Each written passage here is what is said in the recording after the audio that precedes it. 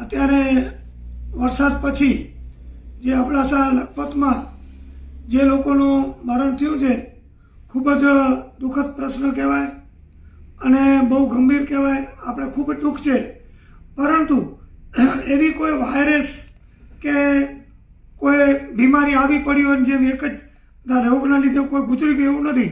અલગ અલગ બધાને બીમારીના લીધે એ બધા તાવથી, કોઈ મેલેરિયા, કોઈ કેન્સરના લીધે, કોઈ પડી ગયાના લીધે, એટલે આ રીતે બધા અલગ અલગ મરણ થયા છે.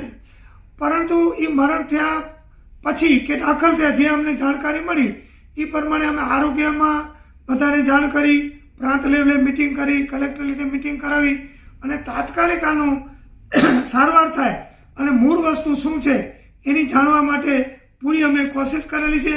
તો એનામાં જાણવામાં જે આવ્યું છે તો અલગ અલગ બધી બીમારીઓ એનામાં જાણવામાં આવ્યું છે.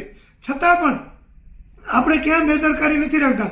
પાછી પણ ટીમ જે આરોગ્ય સરકારમાં જે જાણ કરી, ગુજરાત સંઘમાં તો મંત્રીશ્રીએ પણ અહીંયા ટીમો અત્યારે મોકલી છે અને અમે છતાં પણ તપાસ અત્યારે કરાવી રહ્યા છીએ, જેનાથી આપણે કોઈ પસ્તાવો ન થાય.